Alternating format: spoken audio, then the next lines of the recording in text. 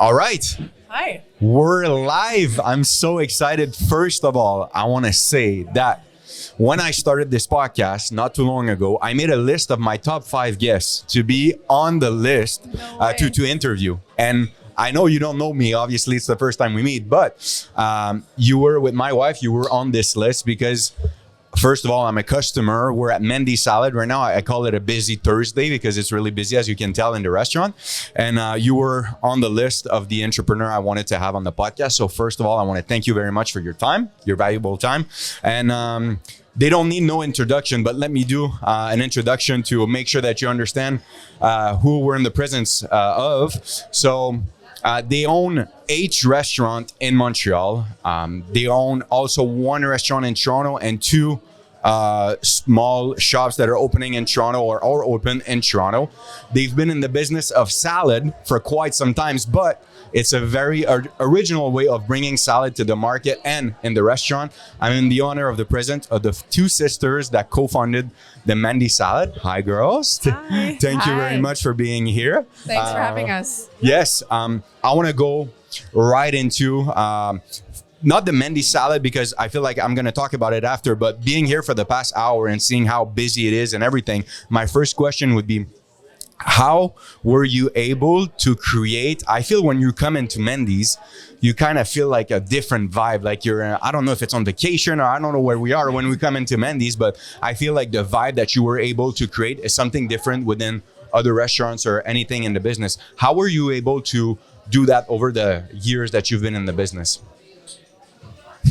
I think as much as we wanted to create really interesting, delicious food, we also wanted to create an experience, so a feeling that people walk away from with. So we put a lot of emphasis into the decor, into the people that we hire, into the music, into the lighting, into the really the feeling that you get in our environments as well as the food. And we believe that that's part of why people keep coming back. That's good. And was it something that in your first restaurant you thought about, or over the years it just became like more and more and more? Or how was it like the first restaurant when you started?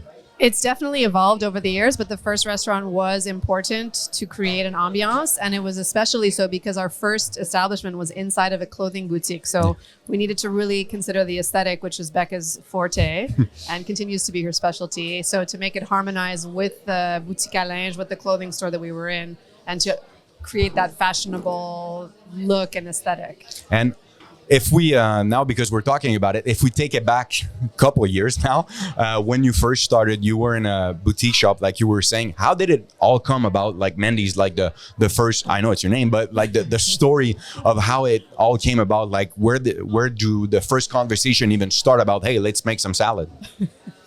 It was quite a long time ago. It was around 20 years ago. Wow. Yeah. So I got inspired in New York. There were salad bars everywhere. Came back to Montreal and we didn't have anywhere to eat like that. And my boyfriend, now husband at the time, had a clothing shop in Westmount. He had basically it was a closet in the back of his clothing store.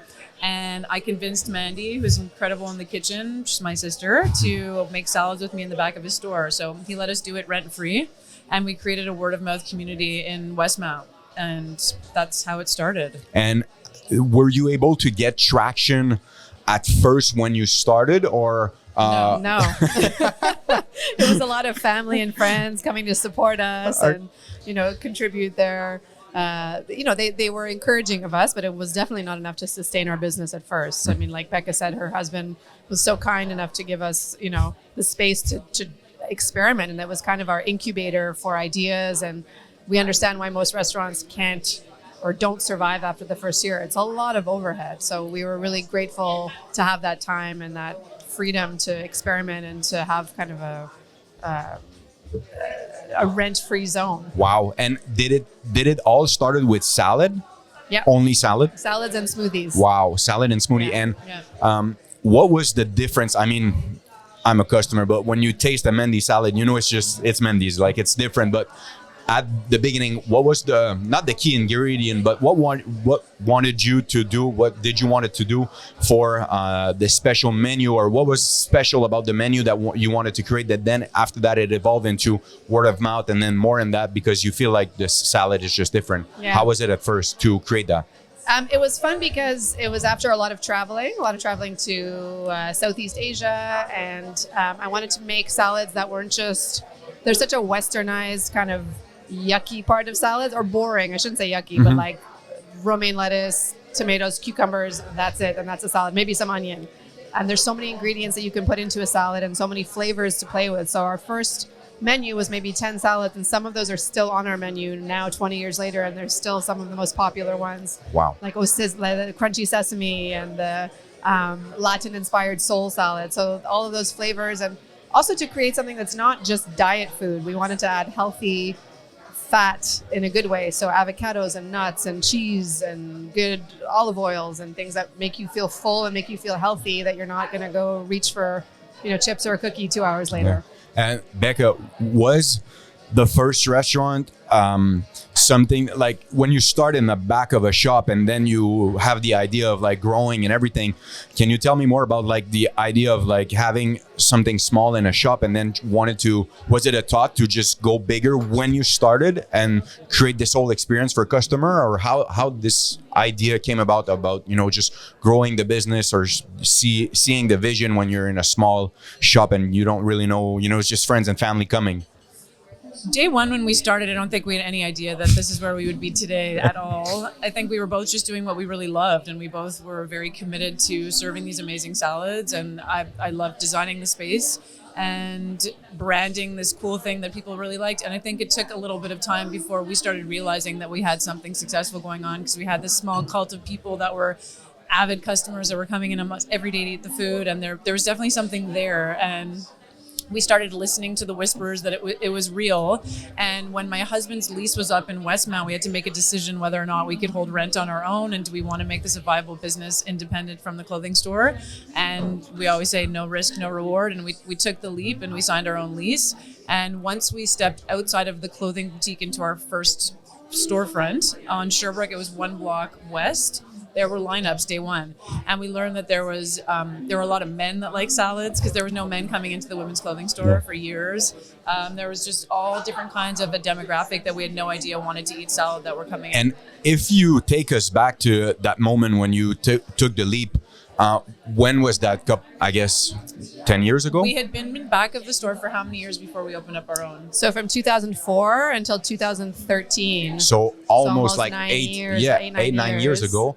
Yeah. And I guess that social media back then was not what it is today. No. So was it really like word of mouth, because the way you were serving customer, and what was it that had a lineup day one? What do you think it was the secret sauce to like you having the success without the major impact now that you have on social media? What was it, if you think about it now? There was a really strong loyalty that we had from our customers, and it was because we gave that loyalty back to, without consciously realizing we were giving this VIP experience to customers. We would write down their names, and we knew their salads off by heart, and we would bring it out to their car. And our packaging just coincidentally was this really cool, clear container that had all the colors inside of it. So people were walking around, and it was almost like free advertising for us. So all of these components, when we look back in retrospect, we now see was a key to the success, but we weren't doing it, this is the plan. We're going to do VIP service and, bring salads out to people's cars. And where do you get your inspiration from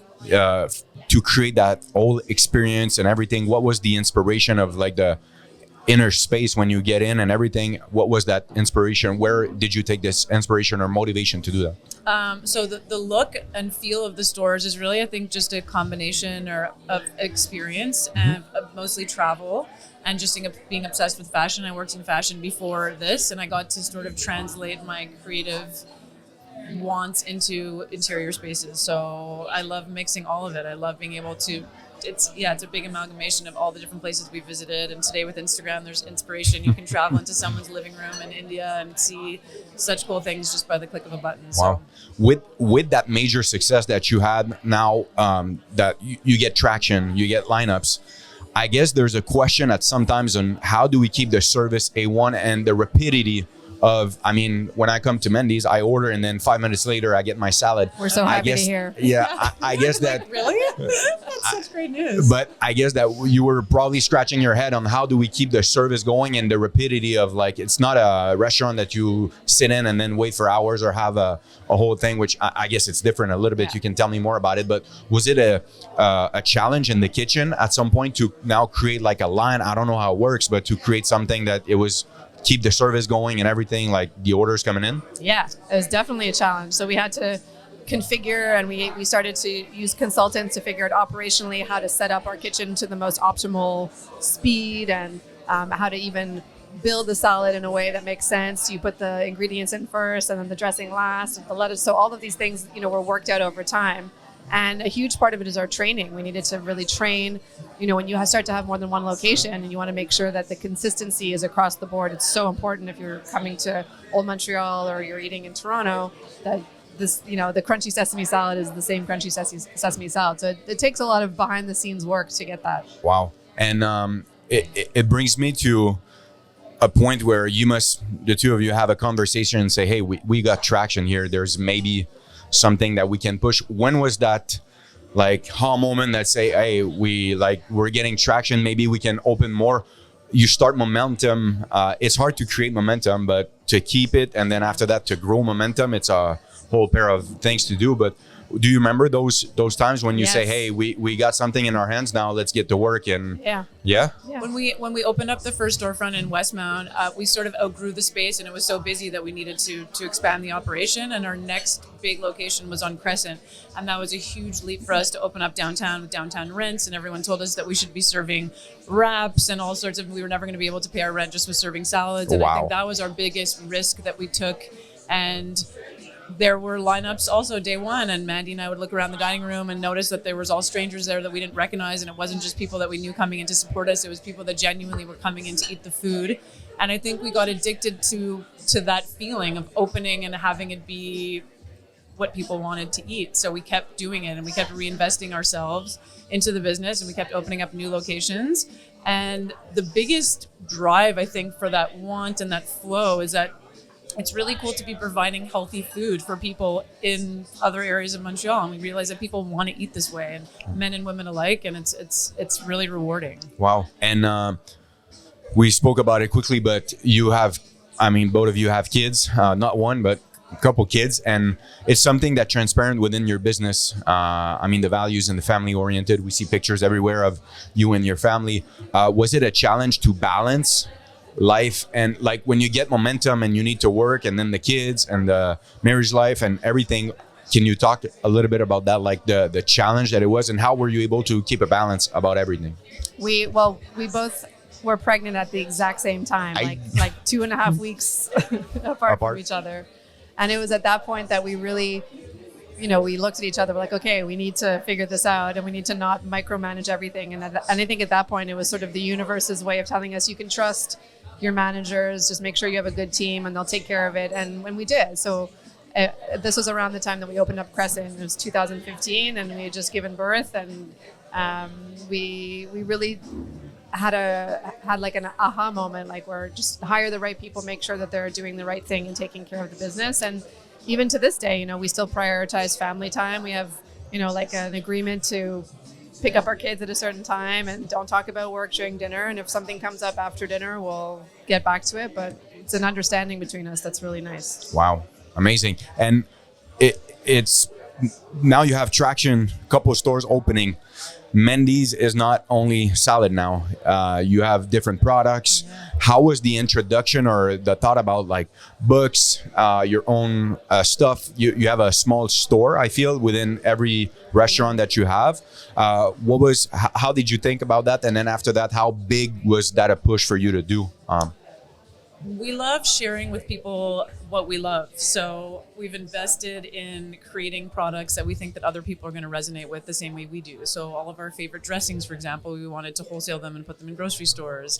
We wanted to make beautiful books that people wanted to not only have for recipes, but as beautiful coffee table books. So we designed them in that way and put so much love and heart into it. And the book was actually a really a pet project that happened on the side. It wasn't even a focus, and we ended up partnering with a really renowned writer in Montreal who helped us through the learning curve, and we had an excellent publisher, and it ended up being successful. But everything has sort of just happened organically. There's never really a plan for it. I think the wholesale part of the company that's now growing really well has also happened organically, and there was no plan for it. It's just what we love to do. Wow, amazing. And designing those products and choosing what you want to do, not want to do, and everything. Like, I guess you have a lot of things that you want to do now because it's successful. Mandy's, where do you take a step back and say, hey, we gotta keep the focus? Sometimes we lose the focus of like what is the base, which is serving our customer, having good salad and everything. Is that sometimes a challenge that you want to say yes to a couple things, or you want to get things out there but then you want to keep the base? Is it something that sometimes you think about? Yeah, you're totally right. You can go off on these crazy tangents. At one point we were like promoting jade rollers for our faces and like all this wellness and beauty stuff.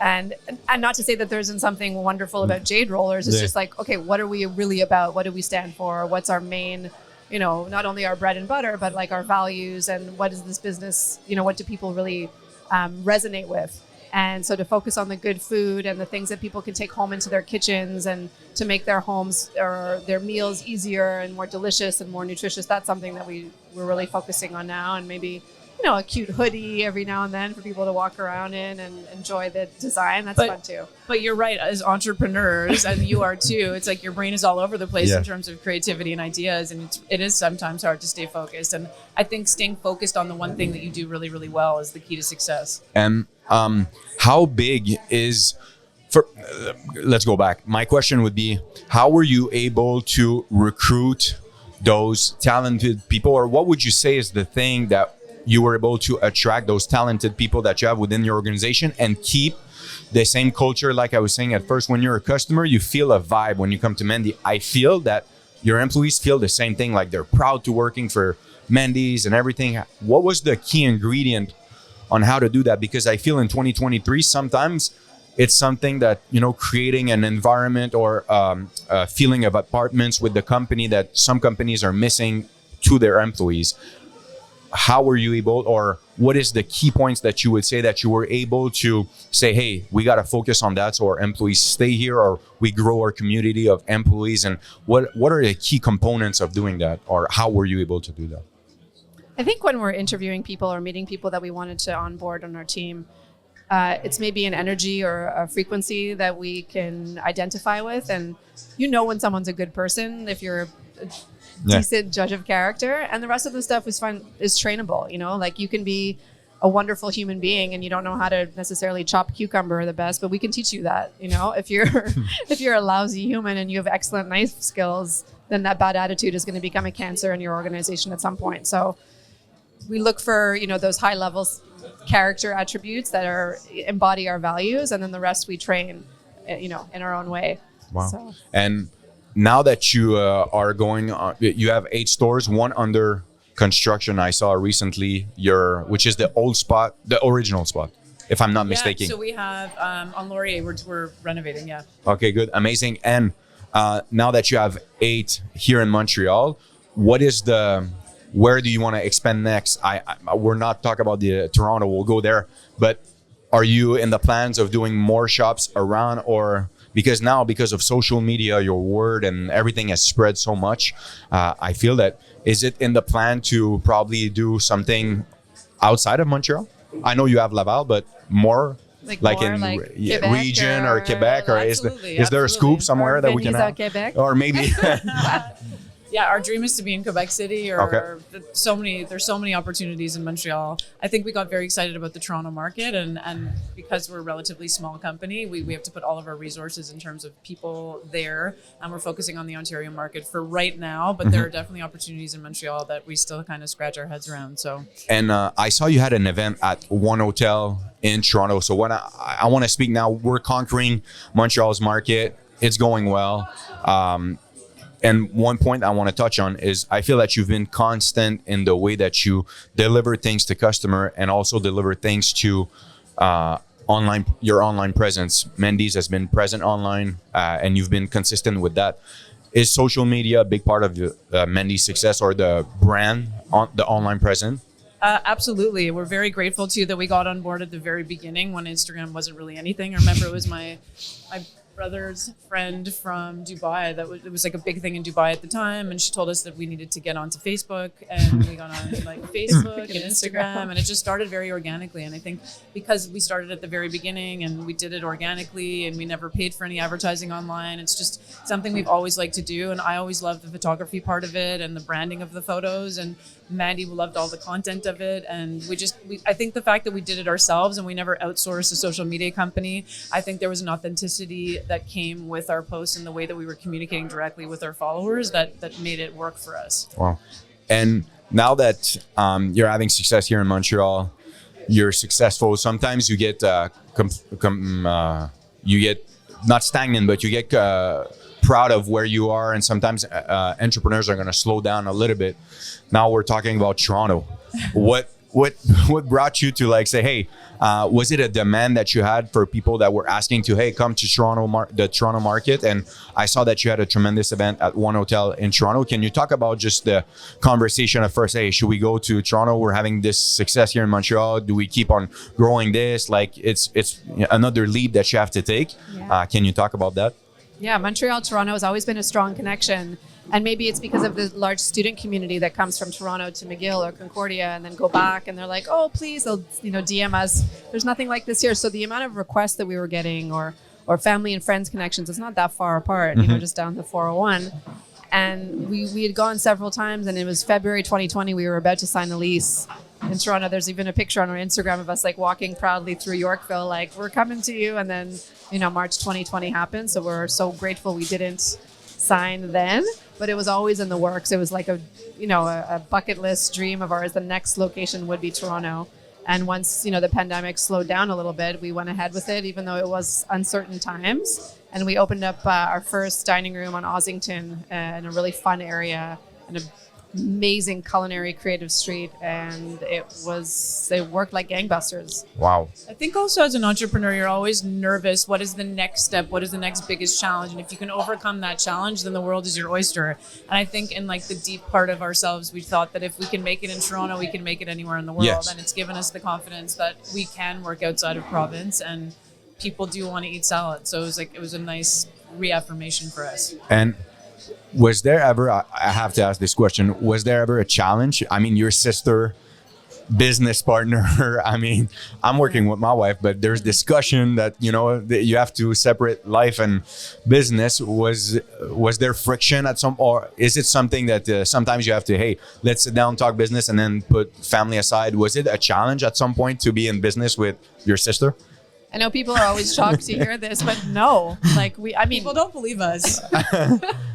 Yeah, I mean, we're from a relatively big family. We're four, and we're the two middle kids. So maybe we always had an easiness between us as middle kids. I don't know what it is, but the dynamic's always been easy, and we're very different, and we know where we're from because we were brought up with the same values. So it's not like going into business with somebody that you don't know, and it's like you find out a year later, like, whoa, what's that side of you? Like, we've seen the best, we've seen the worst. We still want to, be with each other, and it's very clear cut also what our roles are within, the owners and founders. Like, we know what we're doing, we know what we're really good at, and we support each other, and it's very harmonious. Yesterday I was taking one of our colleagues around with me, some of the behind the scenes of designing our Laurier location, and she said, like, does Mandy want to know like what decisions you're making, what tiles whatever you're it picking? was? And I said, no, absolutely not. Like, she just loves when I'll come to her and present her with what the project is and what I'm working on. And the exact same thing goes to do with all of the entire food department. Like, she does it all, and I'm just so excited to try her food, and I'm her biggest fan. And I think it's just, we're really lucky that like the rules sort of organically fell that way. Impressed. And was it, I know now it's different being an entrepreneur and being a woman, obviously, but you were kind of pioneers, I would say, in Montreal of, I know that you're loud on social media about just sharing values and that you're here, entrepreneur, woman, and everything. I know now everything has changed over the past year, but was it at one point of, you're dealing with big companies to rent, you're dealing with banks, you're dealing with, you're ordering food to these distributors and everything. Was it, when you started, was it sometimes a point where you had to like make your proof and talk about it and put your fist on the table and say, hey, we're gonna do it? Was it a challenge at some point and now it's different, or We get that question all the time, and in full honesty, we were never faced with like a front-on situation. I'm sure that there was Nuances whispers behind the scenes that we were these two sisters opening up like a cupcake salad shop, and probably people didn't take us seriously. But I don't think it ever worked to our disadvantage, and that we were never faced with it. And I think being the owners of the company, we're able to create a culture within the company that's very inclusive and diverse and supportive and safe because we're women. And I think it's worked to our advantage. I also think we like saying this to new entrepreneurs or people starting business that are women, that there's a lot of opportunities, especially right now today, like financial institutions and different government grants and all of this amazing money that's available for women that are starting businesses. So I think it's a really good time to be a woman in business. Wow. Like we did an interview maybe last year for a real estate company, and we were told that it was some terrifying number that only like 2% of commercial leases are owned by women. Like there's no in Montreal. There's no there's no female tenants that are business owners. Yeah. So there's a lot of progress and work that needs to be done, but we're happy to be part of that progress and shine a light and tell the other women to come with us. Come on. Don't be scared. And was it something that was taught in your family, like entrepreneurship, or you learned along the way? I know your husband is in business, but was it something that was taught along the way, or do you come from a background of like entrepreneurship? Our father was an entrepreneur. Yeah. Wow. Okay. Yeah, and fully supported us the whole way through. Like we were both McGill graduates, and we were literally running a salad lemonade stand in the back of a store, and he was in full support of what we were doing. He was our biggest fan, and so was our mom. And she gave us our first loan when we really needed it, and she was kind of like our silent partner that she believed in us 100%. And I think that's a big part of why we kept going. Yeah.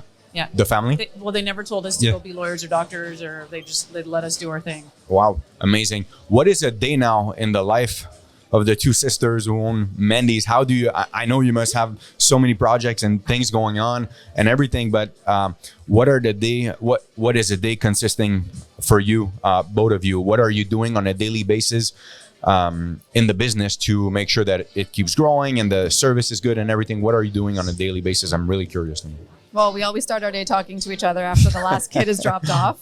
And it's still a phone call that I look forward to. It's never like, oh, I have to check in. It's like there's always something exciting to talk about or recap from the day before. And then it's a lot of meetings. So whether it's a finance meeting or an HR meeting or a creative design meeting, or I'll be in the kitchen testing new recipes for the upcoming season. Every day is different. Some days we get to film a podcast in a restaurant, and you never know. It's a new adventure. The business has grown in so many different ways, in ways that we never imagined. And we got out of the kitchen 7 years ago. We were doing dishes and making salads, and since then it's just been a very fast growth. And there's departments like operations and HR and finance and procurement and supply chain and all these things that Mandy and we didn't study for, and we have to collaborate with on a daily basis, and everyone has to communicate with Mandy and I about their different departments. So there's a lot of people management and business operations. Wow.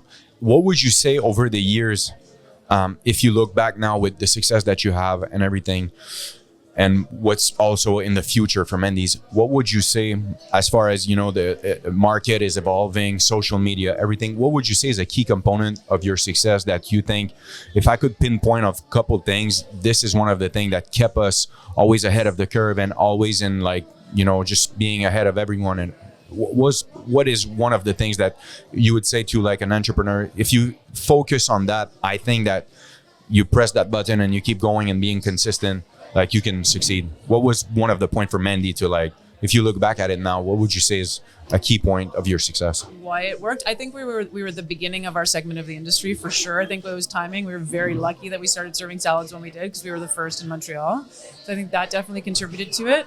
And I would tell another entrepreneur that if you have a small group of people that are really obsessed with whatever it is that you're providing or serving, that's usually a good sign. So sometimes entrepreneurs will run with an idea and there's no one else that likes it, and you can pound your head against the pavement for years, and that's not good. But if there are other people that really believe in it, even if it's a small group of people, that's usually a key to knowing that it's going to work. So that's what we went on. Wow, amazing. And now that you're on the path of Toronto and everything else, what's in the works for Mandy over the next couple of years? What are your plans? Where are you guys heading? We want to know, like, a little bit, not some secret, but what is in the work for Mandy's salad now? Well, we're looking really into the Toronto market right now. That's a huge opportunity. It's got triple the population of Montreal, and a huge desire for what we're selling and what we're offering, which is amazing. But further expansion, and maybe Eastern Canada, Northeastern United States, perhaps. We're checking out all of our options, and to continue working on the wholesale part of our business as well. So the cookbooks have done really well. The packaged goods. We want people, especially Canadians right now, to have access to healthy food. I use this example all the time. I was driving in Ontario on a stretch of highway a couple summers ago for 2 hours, and there was not a vegetable that was available. It's crazy. It's just crazy. It's 2000, we're 2021, and there was nowhere to get a vegetable. And I think that the world is just ready for this huge shift in the way that we eat and how we eat it, and we want to be a part of that. So, is it doing that, pushing that value and pushing that towards healthy food and everything, but keeping the rapidity of, is it a challenge to not being a fast food obviously, but fast food salad healthy? Like, is it something that because I see all the drivers that are coming here picking food, I know you push your online order are crazy also. Is it something that you want? Is it a challenge to keep ahead of pushing healthy food, but also delivering good food? Because sometimes we think about fast food is not really healthy for you and the quality of the food is not good, but when you think about Mandy, you think about rapidity. It's healthy, it's good. How do you keep all of it together, like the mix of everything together? How do you think about that? There's some back end of that to consider in terms of what you're making and how you're making it. There was a time when we had filet mignon salad and lobster salad and fried eggs, and all of those ingredients are amazing and delicious too, but there was a certain time, it's kind of like ordering a chocolate lava cake in a restaurant. You have to wait 20 minutes because it takes longer to make. So creatively, we would love to offer all of those things, but we have to consider what's the fastest way to get the best, most tasty, nutritious food out in a reasonable amount of time for a reasonable price. So that's always at the forefront of our decision making, and there's still a lot of room and flexibility to make amazing food within those contexts. I have to ask you a question. Who came up with the recipe of the cookie? Because they're so Mandy. Mandy comes up with all the recipes. She's been making those cookies since she's 11 years old. Oh my god. And I forced her to just get the training done properly in our kitchen so we could serve the authentic Mandy's cookie, and it finally happened. Yeah. They're very popular, I think. I think we serve more cookies than we do salads on a daily basis. Oh yeah? For real? Yeah. About the same amount of cookies. Like maybe it's 250,000 salads a year and 250,000 cookies. Wow. Impressive. Do you have in Mandy's, do you have not a university but a training facility where you either train or you have a lab of testing everything, or you just come into whatever kitchen in any of the restaurant and you say, hey, let's get together and create? How does it work? For recipe creation, it's usually in my home kitchen. Oh, and wow. I work with a couple of people on our team, and it's really fun. We'll bounce around ideas and we'll test things out, and then we'll have some of the team come over and try it and see it's delicious. But we'll often do it in restaurants too. It's super fun. Wow. And do you I see that you have a hoodie launching, I think in any days now of après-ski. I'm down. Do we have après-ski hoodies here? But tomorrow? How do you come up with ideas like that? Or it's just it's something that is trendy obviously during winter and everything. Who comes up with the idea, or how do you take the idea and then put it in the store and then make a sell out of it? But whole idea. So Kelsey is sitting behind you. Kelsey's been Kelsey. my right hand branding guru, and we love coming up with ideas together. The hoodies were Kelsey's idea this time, and I love when the team is creative and comes to us with ideas, and we greenlight everything that's fun. And we happen to make it, those specific sweatshirts were done for a retreat that we did. So we bring all of our staff we went to the townships to ski, and we bring a DJ, and we had food contests, and it was just a lot of fun for team building.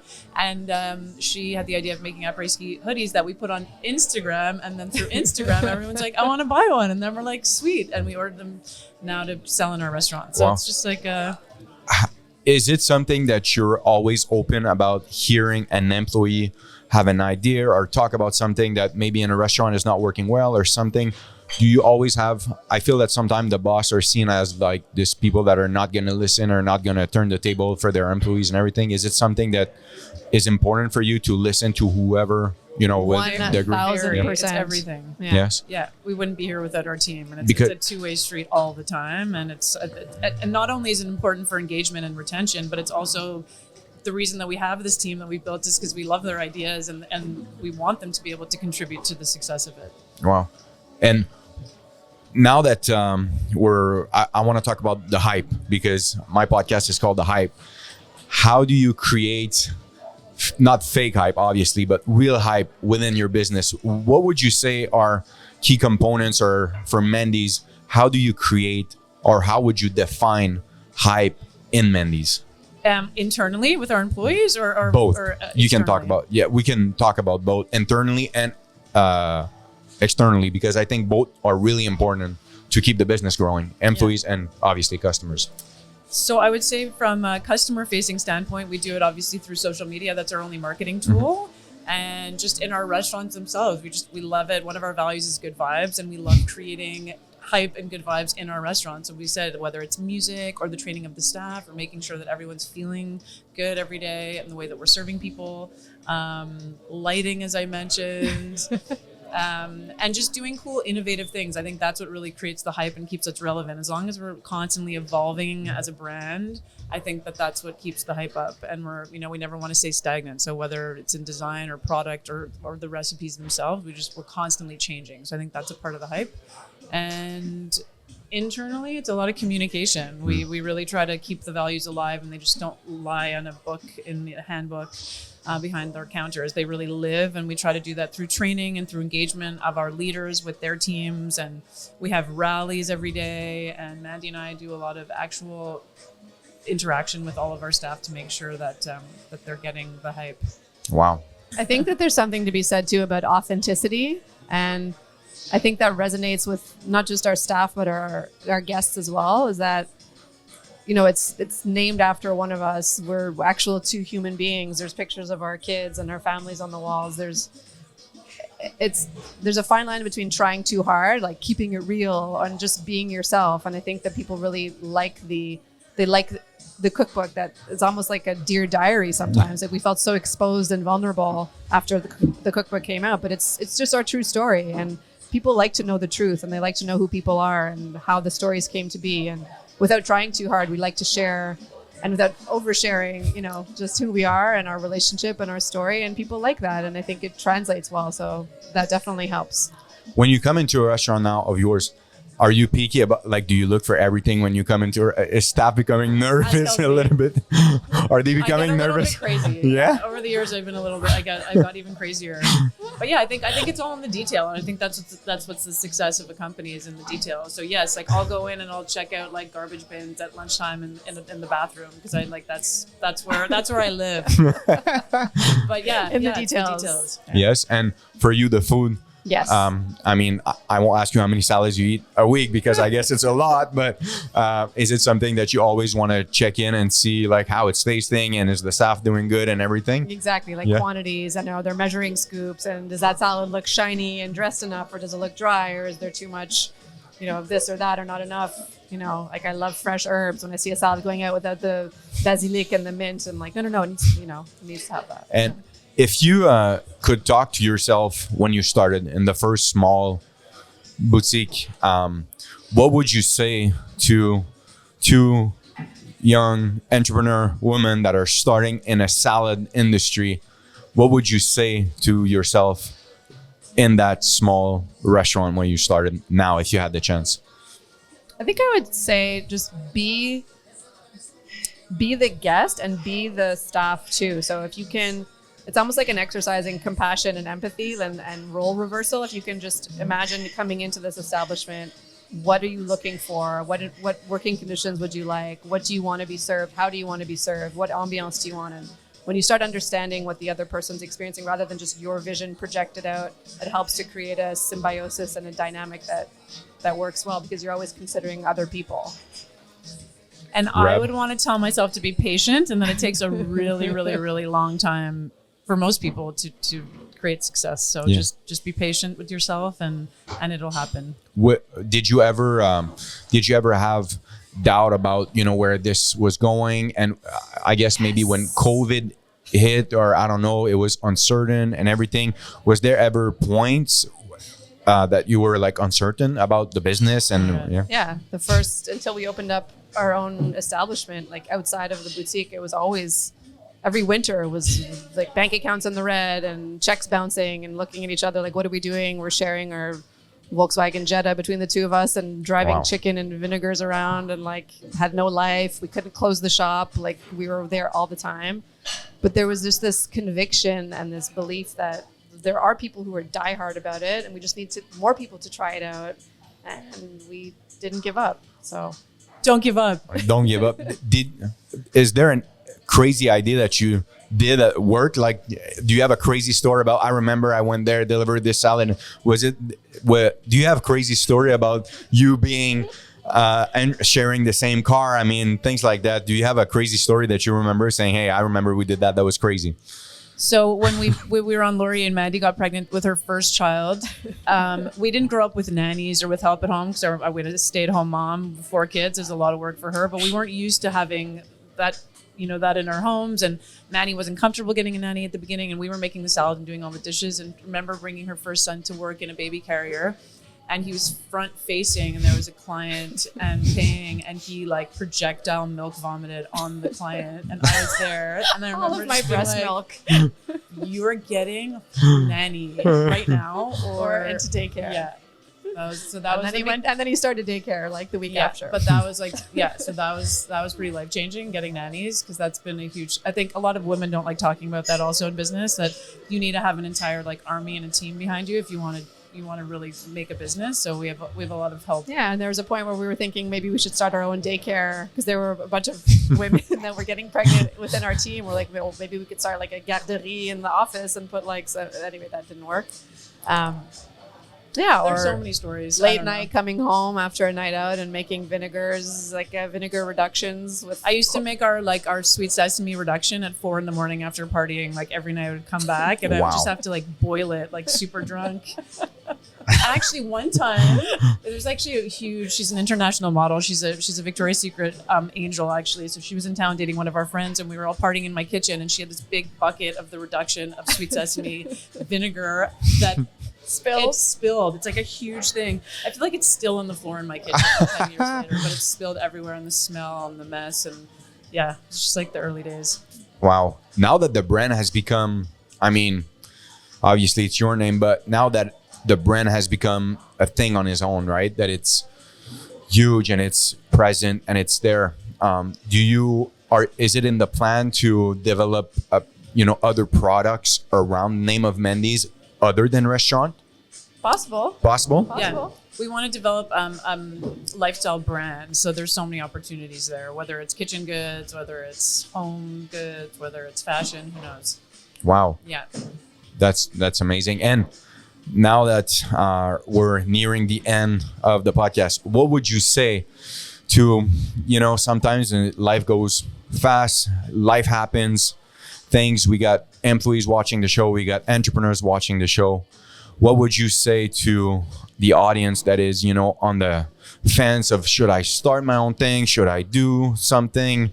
What would you say to somebody that is in the mix of maybe starting something or doing something, or they're an entrepreneur and they're in the res like you were when you started?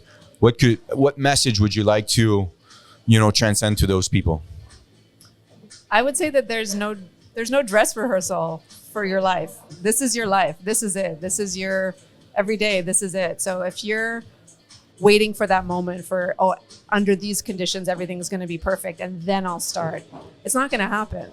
And there's no failure. You're going to learn something no matter what happens. It goes sideways, you go under, you lose some money, you make some, it's all good. Like, you're going to learn something even through the hardest mistakes are the times that you learn the most. So just put the fear aside. You're going to regret it way more if you don't do it. Oh, yeah. Just do it. Amazing.